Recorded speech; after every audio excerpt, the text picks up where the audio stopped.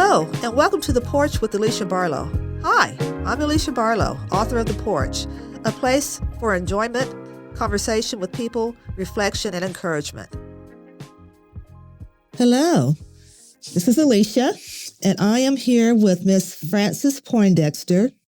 She is a member of the Heartland Council of the Blind, also a member of the Oklahoma Council of the Blind. I've known her for quite some time. We've seen each other at different events, and I know that there are a couple events coming up through the Heartland Council of the Blind that I would like for her to talk about. But I kind of want her to kind of talk about who she is and maybe give a description of the councils, the two, the Heartland and the Oklahoma, how they're similar, how they're different. Well, tell us about yourself. Okay. Well, I've been with the Heartland Council of the Blind for over 20 years.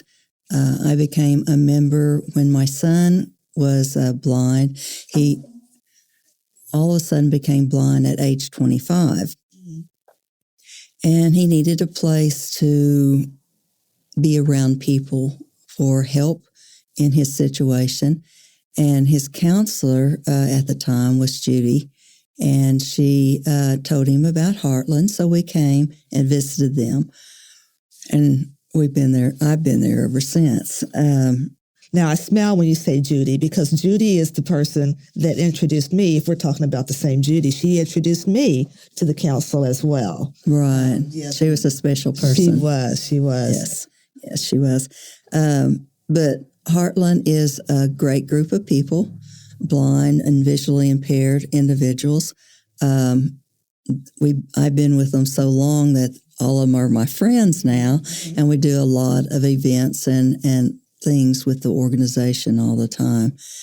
Heartland Council is a support group for blind and visually impaired individuals. They get together once a month on the first Saturday of the month, and they just tell their stories. They get speakers of different ideals for them. They have a technology person coming and talking to them. They talk about what's new with the new iPhones, give them ideals of what they can do in everyday life. Yeah. I think I've kind of come and talked with them on a couple of occasions. You have, and it's been very interesting. But Oklahoma Council of the Blind is the affiliate, and we're a chapter of Oklahoma Council of the Blind. Okay. And they're affiliates of American Council of the Blind. Okay. So there's that big umbrella of the American Council of the Blind, Oklahoma Council of the Blind, and then the Heartland Council. So is the Heartland Council here in Oklahoma City? Mm-hmm. And then there are other chapters in other areas of Oklahoma? We have three other chapters throughout the state of Oklahoma. Okay. And so when you have the Oklahoma Council conference, I usually attend that, and that's usually in September, those are all the chapters coming together. Is that correct? Correct. Okay. All right then. So you've been part of it, for 20-something years, you say, and because of your son and all. And there's some events that are coming up that I wanted to maybe have you to talk about. One you just told me about is the Easter egg hunt. Right. And so kind of talk about that and how that helps with people who are visually impaired or blind. Okay. It's called Beeping Easter Egg Hunt, and it's for our blind and disabled children throughout Oklahoma. Anyone's welcome to come. Some of these children have never been on an Easter egg hunt by themselves. So with a beeping Easter egg, you can set it down and that child can hear the beeping and go directly to it instead of having someone go pick it up for them. Yes. And once they get the beeping egg, then we take that and give them several eggs to put in their basket to take with them. Right. And their smiling faces, it's just worth every every minute of it. Oh, wow. I love it. I love it. Yeah. So that is in April, not April. It's March the 30th. March 30th. Mm-hmm. Okay. And if someone is interested in participating in that or having their child to participate in that, how do they contact you for that? Or how do they contact the council for that? They can call my telephone number, which is 405-642-1068. And I can answer any questions that they have or enroll their child, or I can email it to them if they'll contact me, and I'll send me the information. Now, is this a free event? It is a free event. Okay. And what is the age limit for the children? It's any age as long as they're blind or disabled. Okay. All right, then. Great. All right. Well, that's good to know, because you see children, they love Easter eggs, Right. And we've had them from 2 years old up to 20 years old. All right. And, okay, that's good. That's good. So that's in March 30th. Mm-hmm. And then in May, which is what I was initially wanting to talk to you about, is dining in the dark, correct? Correct. Now, what is that and how did that get started? Okay. Dining in the Dark is an event that we have every year, which is our big fundraiser for the year. So we can put on beeping Easter eggs, hunts, and coping with vision loss for the blind and their caregivers. It's been going on, this is the 16th year that we held it. And it is at the National Cowboy and Heritage Museum here in Oklahoma City. It's on May the 18th. Okay. Starts at 5:30. It's an event where you come in, you register, you buy your tickets first, you register. When you come in, we have an auction beforehand with all variety of different things there. And then once it's time for the dining time, they come to the door. We blindfold each person. Okay. We want them to have the experience of what a blind person goes through during a day. It gives them, they use their senses like for their smell, their hearing, and their taste without seeing what they're doing. So once they get to the table, it's set up for 7 guests and 1 blind guide. The blind guide is their host for the night. Okay. They keep the conversation going, and they tell you what's on the plate and where it's at. Each plate is placed with the same food at the same place, and it's set like a clock. Okay. So our meal for the evening is steak, chicken, potatoes, and 2 veggies, and then we have dessert set up on the table already.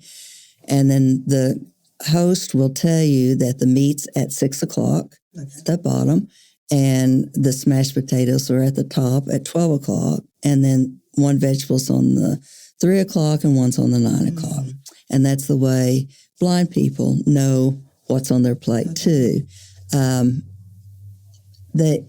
They're excellent. Most of our blind people that are the guides are members of Heartland Council, but we do recruit other blind people from the outside that comes in and volunteer for us. So you say that the guides are blind themselves? They are. Okay. Every guide is blind, unless we run out of blind people, and then some of us that are sighted can help. Okay. Well, that's interesting. Okay. So there's 7 people at the table who are not blind, but they are blindfolded, and then their guide is actually blind. Yes, ma'am. Love it. Yeah. And then we have a special guest every year. And this year, our special guest is a young lady.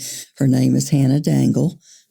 She is newly blind. She just became blind in 2022. She has an excellent story, an amazing story that she just told us at Heartland Council. But she's coming to our event to tell about her life and how she lives each day as a blind person. She is, I think she works for Visual Services now, helping other blind individuals. All right, then. Good. And so now the volunteers that you have, are they also blind, or do you have other volunteers, or is every volunteer blind? No, we have outside volunteers, mostly family members that come in and help us with our auction. Okay. And take the blind people around and tell them what's on the auction. We do have it brailled and large print on each item.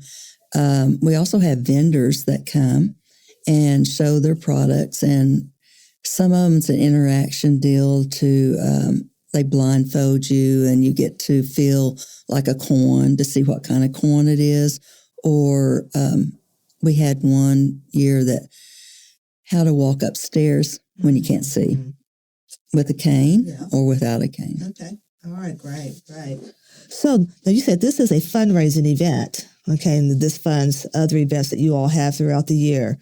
So if someone is interested in participating or attending this event, what are the things they need to know? How much does it cost to participate or attend the event, and how do they go about purchasing their ticket? Okay. For individuals, it's $60 a person. And they, again, can call me at the 405-642-1068. Or we have sponsor tables that helps deter the price of the event, and that's $1,000 a table.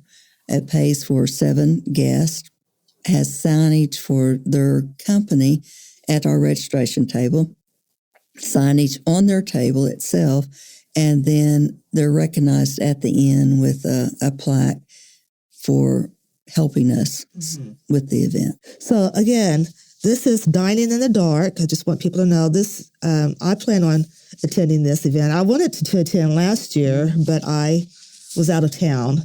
But I do plan on hopefully attending this year. I think I should be in town this year. And because I think it's, a great educational moment, It absolutely is. to be able to experience, what someone else may experience that we normally would not. And so thank you for sharing that with me. Is there any other events that are coming up? I know that in September is usually the Oklahoma Council of the Blind convention. The convention this year, last year it was in Oklahoma City. This year it will be in Lawton, Oklahoma. And we're just in the process of doing our planning for that right now. So eventually, soon, we'll have advertising of the convention and invite anyone and everyone that wants to come to that convention can come. And I wanted to pitch in that Heartland Council is open to all blind and visually impaired people or their family members. And we would enjoy having anyone that wants to come. All right. Well, I know that it's a great group of people. I've met many people because I've attended many of the conferences or the conventions, and like I said, I've come and spoken with the Heartland Council on a couple of occasions, and I just love everybody there. Everybody is so nice, and I will never forget Judy. She's introduced me to the Judy Hanson. Yes. Yeah. She was just a beautiful person. So, and you are too. Thank you. And your son was, I really, admired him as well. And so I want to thank Ms. Poindexter for coming and talking with us today and visiting with us here on the porch. Again, in March 30th, if you know of a child that is visually impaired or blind, please get in touch with Francis and find out about the, what is it called, Beeping Easter egg hunt. Beeping Easter egg hunt. I think that will be an enjoyable event for, a child to attend. Again, thank you. Thank you for listening and joining me on the porch. Remember to take time to reflect, share memories, and engage with others on your porch. And I'll meet you here next time on The Porch, your podcast for community conversations, brought to you by the Possibilities Podcast platform.